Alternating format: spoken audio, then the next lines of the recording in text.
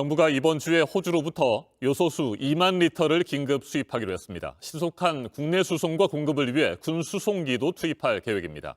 요소수 부족 사태로 화물차 200만 대와 일반 승용차는 물론이고 디젤 노선버스와 소방차, 경찰차까지 멈춰설 위기에 처하자 비상조치에 나섰는데 급한 불을 끄기에도 턱없이 부족합니다. 정부는 군부대 등 공공에서 확보한 예비 물량의 일부를 시급히 필요한 곳에 우선적으로 배정하고 요소수 원료를 수입하는 작업도 한층 더 속도를 높일 계획입니다. 오늘부터는 사재기도 단속합니다. 홍지용 기자가 보도합니다. 정부가 이번 주 호주에서 요소수 2만 리터를 들여오겠다고 밝혔습니다. 신속한 도입을 위해 공군 수송기 KC-330 시그너스를 투입하는 방안까지 검토하고 있습니다. 공군의 다목적 공중급유 수송기인 시그너스는 지난 8월 카자흐스탄에서 홍범도 장군의 유해를 봉송하고 아프가니스탄인 조력자들을 국내로 수송한 미라클 작전에도 투입됐습니다. 또 군부대 등 공공부문이 확보하고 있는 요소수 예비 물량의 일부를 급히 필요한 곳에 배정하기로 했습니다. 시장을 교란하는 요소수 사재기는 오늘부터 금지됩니다. 정부는 합동단속반을 꾸릴 예정인데 적발되면 최대 3년 이하의 징역이나 1억 원 이하의 벌금형에 처해질 수 있습니다. 정부는 요소수 대란 속에서도 소방구급 등 필수 차량들은 석 달간 버틸 수 있을 것으로 보고 있습니다. 하지만 물류와 노선버스 운행에는 차질이 우려됩니다. 호주에서 들여오는 요소수 2만 리터는 트럭이나 버스 300여 대를 채우면 동나는 양입니다. 국내 디젤 화물차 330만 대 중 약 200만 대의 운행에 요소수가 반드시 필요하고 전국의 노선버스 5만 대 중 요소수가 필요한 디젤 버스는 2만여 대 수준입니다. 요소수 생산에 필요한 요소 물량은 이르면 이달 말 재고가 바닥날 수 있습니다. 따라서 정부는 요소의 확보 방안도 살펴보고 있습니다. 주 수입 경로인 중국에서 당초 계약된 요소 수만 톤이 통관 절차를 빠르게 마칠 수 있도록 협의하고 호주와 베트남 등에서도 요소 수천 톤이 들어오도록 도울 계획입니다. JTBC 홍지용입니다. 이재명 더불어민주당 대선 후보에 맞설 국민의힘 후보로 윤석열 전 검찰총장이 선출된 뒤 양대 정당과 후보들 간의 공방이 본격적으로 가열되고 있습니다. 일단 미래와 과거 프레임 전쟁이 치열합니다. 이재명 후보가 자신은 미래를 이야기하는데 윤 후보는 과거 보복과 복수만 이야기한다고 비판했습니다. 그러자 윤석열 후보는 대장동 게이트를 은폐하기 위해 미래라는 단어를 쓰지 말라며 정면으로 맞받아쳤습니다. 이 후보 측이 윤석열 후보는 민심의 바다가 아닌 동네 저수지에서 뽑힌 선수라고 평가절하하자 이준석 국민의힘 대표도 반격에 나섰습니다. 정혜성 기자입니다. 민주당 이재명 후보는 자신을 미래로, 윤석열 후보를 과거로 규정했습니다. 저는 뭐 미래를 얘기하는데 그분은 주로 과거 얘기를 하는 측면도 있고요. 네. 그분은 주로 보복, 복수 얘기를 좀 많이 하는 것 같아요. 누구 잡아넣겠다. 저도 잡아넣겠다고 자꾸 그러더라고요. 그렇죠. 네. 내가 되면 이재명 잡아넣는다 이런 얘기를. 이에 국민의힘 윤석열 후보는 미래 대 과거 프레임은 대장동 탈출 작전 그 이상도 그 이하도 아니라고 강하게 비판했습니다. 미래란 말을 오염시키지 말라며 대한민국의 미래를 위해 이재명 후보는 어서 대장동 게이트 특검을 수용하라고 했습니다. 대전 대진표가 확정된 후 두 후보의 충돌은 주말 내내 이어지고 있습니다. 이재명 캠프 차원에서도 윤석열 후보를 강하게 공격했습니다. 이재명 후보 측 대변인 박성준 의원은 윤석열 후보가 민심의 바다가 아닌 동네 저수지에서 뽑힌 선수라고 했습니다. 여론조사에서 홍준표 후보의 10%포인트 이상 뒤졌지만 당원들의 지지로 이길 수 있었다며 국민의힘이란 저수지에서만 강한 선수라고 평가절하했습니다. 그러자 이준석 국민의힘 대표는 민주당은 28% 받은 후보가 선출됐다면서 이재명 후보는 당심도 민심도 버린 후보라고 맞받았습니다. 국민이 참여한 민주당이 마지막 슈퍼위크 국민선거인단 투표에서 이낙연 후보에 크게 뒤진 28%를 득표한 것을 꼬집은 겁니다. 캠프의 권성동 본부장도 정통성이 취약한 4.4 후보가 무슨 자격으로 국민의힘 투표를 논하냐고 했습니다. JTBC 정혜성입니다. 당내 경선을 끝낸 국민의힘은 대선 승리를 통한 정권 교체를 위해 무엇보다 단결을 강조하고 있습니다. 하지만 본선 시작부터 원팀의 기조가 크게 흔들리고 있습니다. 윤석열 후보는 홍준표 의원을 선배님으로 부르면서 우리 모두 정권 교체를 위한 깐부라고 손을 내밀었지만 홍 의원은 그 손을 잡지 않았습니다. 검찰이 주도하는 비리 의혹 대선에는 참여하지 않겠다는 것이 홍준표 의원의 반응입니다. 이 같은 상황에서 2030 청년층의 국민의힘 이탈도 심상치 않습니다. 최승기 기자가 보도합니다. 윤 후보는 원팀 정신을 강조했습니다. 단결을 이뤘을 땐 승리했지만 그렇지 못했을 땐 패배했다면서 경쟁 후보들을 향해 모두가 정권 교체를 위한 깐부, 즉 친구라고 했습니다. 윤 후보는 당선 직후에도 원팀을 자신했습니다. 끝까지 오신 이 세 분은 또 국민의힘에서 오랫동안 같이 정치를 해오신 분들이기 때문에 잘 그 원팀을 이뤄서. 하지만 경선에서 맞붙었던 홍준표 의원은 자신의 역할은 끝났다고 선을 그었습니다. 검찰이 주도하는 비리 의혹 대선에는 참여할 생각이 없다고 강조하기도 했습니다. 국민의힘 원팀 기조가 초반부터 흔들리는 게 아니냐는 우려가 나오는 이유입니다. 대신 홍 의원은 청년들이 참여할 수 있는 정치 플랫폼을 만들겠다는 계획을 내놨습니다. 경선 기간 내내 자신을 지지해준 청년층을 껴안겠다는 것으로 풀이됩니다. 실제로 홍 의원의 경선 탈락으로 국민의힘에서 탈당하겠다는 청년층의 움직임도 있는 상황입니다. 이준석 대표 이후 2030을 대변하겠다는 말에 입당했더니 청년이 지지하는 후보가 낙선됐다며 탈당 인증까지 이어지고 있습니다. 윤 후보 입장에선 이렇게 돌아서고 있는 청년들의 마음을 되돌리는 것이 더 어려운 문제가 될 가능성이 있습니다. 국민의힘 이준석 대표와 만난 것도 2030 청년을 겨냥한 것인데 홍준표 의원의 메시지로 그런 효과를 보기도 힘들어졌다는 분석도 나옵니다. 홍준표 의원을 지지했던 청년층의 탈당 움직임에 대해 이 대표는 원론적 입장만 밝혔습니다. 2030의 우리 당에 대한 지지라는 것은 어느 특정 인사가 전유할 수 있는 것이 결코 아닙니다. 후보의 정치에 대한 관점이라는 것이 충분히 젊은 세대에게도 소구력을 가지고 있다. JTBC 최승기입니다. 오는 18일 대학 수학능력 시험이 열흘 앞으로 다가온 가운데 서울 강남의 한 고등학교에서 코로나19 집단 감염이 발생했습니다. 학원가에도 비상이 걸렸는데 최근 일주일 동안 전국적으로 하루 평균 350명가량의 학생이 확진 판정을 받은 것으로 파악됐습니다. 교육당국은 특별 방역 점검을 진행할 계획입니다. 한편 정부는 먹는 코로나19 치료제 확보에 적극 나서고 있습니다. 박지윤 기자입니다.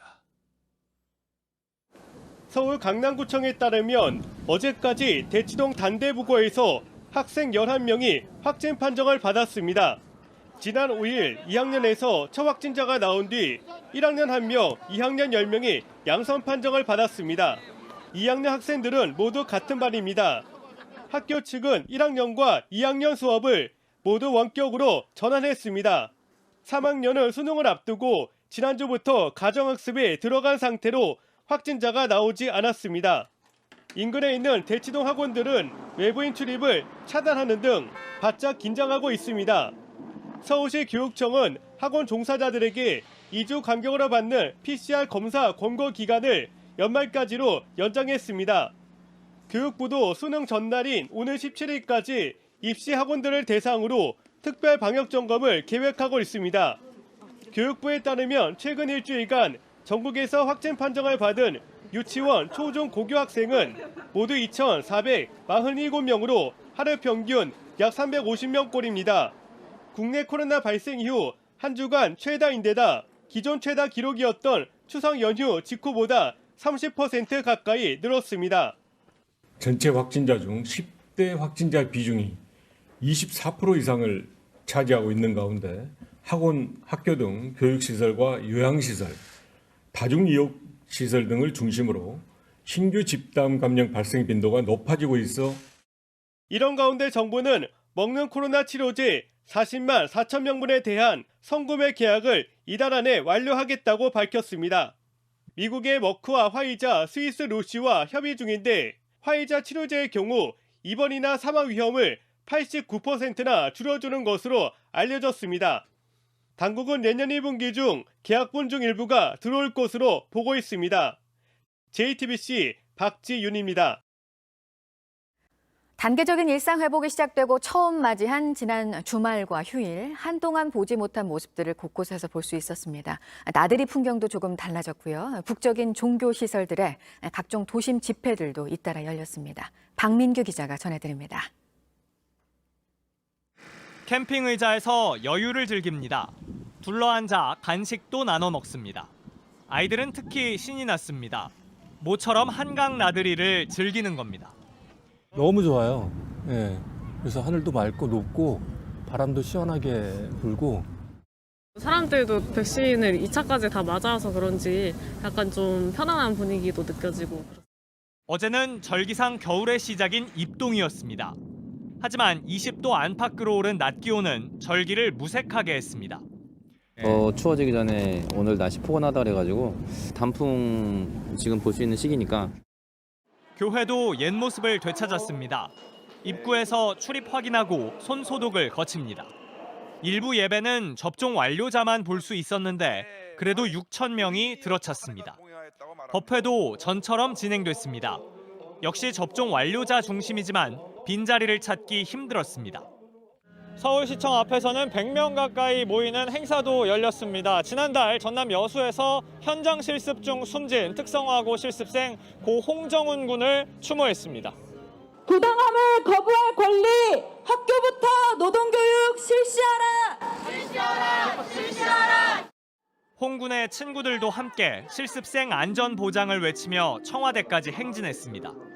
일주일 전만 해도 수도권을 비롯한 4단계 지역에서는 집회가 사실상 금지됐지만 이제 접종 여부 상관없이 99명까지 모일 수 있습니다. 토요일에는 태극기 집회 등 신고된 것만 20여 개에 달했습니다. 주말 내내 도심 집회가 이어진 겁니다. JTBC 박민규입니다. 물가가 오른 것 가운데 시민들이 가장 체감을 많이 하시는 게 식료품 가격인데요. 역시 가격이 오른 라면 값은 값이 오른 정도가 13년 만에 가장 컸습니다. 국제 곡물 가격이 많이 올랐고 물류 대란의 영향도 있습니다. 이런 가공식품들의 가격은 앞으로 더 오를 가능성이 있습니다. 윤재영 기자입니다. 서울 한 대형마트 가공식품 판매대입니다. 장바구니를 든 시민들은 물건을 쉽게 담지 못합니다. 많이 올랐고 그래가지고 행사할 때만 사고 있어요. 전반적으로 다 그래요. 요즘 물가가 원자재 값이 많이 오르다 보니까 소비자들은 월급은 그대로인데 힘들어요. 그중 물가가 오른 게 확 체감되는 품목은 무엇일까? 가장 눈에 띄게 값이 오른 건 바로 이 라면입니다. 1년 동안 5개 들이봉지에 3,400원, 약 11%가 올랐는데 약 13년 만에 가장 많이 오른 겁니다. 한 봉지당 평균 가격은 신라면이 676원에서 736원으로, 진라면은 684원에서 770원으로 올랐습니다. 라면 회사들은 원재료 가격이 올라 어쩔 수 없다는 입장입니다. 실제로 세계 곡물 가격은 지난해보다 20%, 기름류는 70% 넘게 올랐습니다. 원인은 다양합니다. 기후변화로 곡물 수확량이 크게 줄었고 코로나19로 촉발된 글로벌 물류 대란도 영향을 미쳤습니다. 영향은 라면 가격에 그치지 않았습니다. 국수 19.4%, 파스타면 6.4%, 식용유 8.4% 등 가공식품 가격이 지난해보다 일제히 올랐고 떡볶이, 튀김 등 분식 가격에도 영향을 미칠 수 있습니다. 농산물 가격으로 시작해 물가 전반이 오르는 에그플레이션 우려도 나옵니다. 국내 농산물 가격은 그렇게 오르진 않았어요. 근데 이제 우리나라로 수입하는 단가는 작년보다 올라가 있는 건 사실이에요. 연말까지는 떨어진다는 가능성을 기대할 수는 없고요. 시민의 밥상 물가 걱정은 김장철을 앞두고 더 커지고 있습니다. 이미 소금 가격도 20% 넘게 올라 우려는 현실이 되고 있습니다. 정부의 보다 정교한 물가 대책이 필요한 시점입니다. JTBC 윤재영입니다. 아프리카의 시에라리온이라는 나라에서 100명이 넘는 사람들이 숨지는 교통사고가 있었습니다. 대형 유조차가 트럭과 부딪히자 사람들이 새어나온 기름을 담아가려고 모여들었고 그때 폭발이 일어나면서 사상자가 속출한 건데요. 윤세민아 기자가 전해드립니다. 폭탄이 터진 듯 하늘을 향해 불길이 치솟습니다. 인근에 있던 사람들은 서둘러 몸을 피합니다. 거리는 아수라장입니다. 폭격을 맞은 듯 뼈대만 남은 자동차들 사이로 검은 잿더미가 나뒹굽니다. 현지 시간 5일 서아프리카 시에라리온의 수도 프리타운 인근에서 유조차가 폭발했습니다. 사고는 이날 밤 10시 기름을 가득 싣고 주유소로 가던 유조차가 교차로에서 화물차와 충돌하며 발생했습니다. 목격자들은 교통사고 직후 유조차에서 새어나온 기름을 담아가려 사람들이 모여들었고 이때 폭발이 일어나 피해가 커졌다고 말했습니다. 시에라리온 재난본부에 따르면 이번 사고로 현재까지 최소 108명이 숨지고 92명이 부상을 입었습니다. 현재 부상자 가운데 수십 명이 심각한 화상을 입은 상태여서 사망자 규모는 더 늘어날 것으로 보입니다. JTBC 윤세민입니다.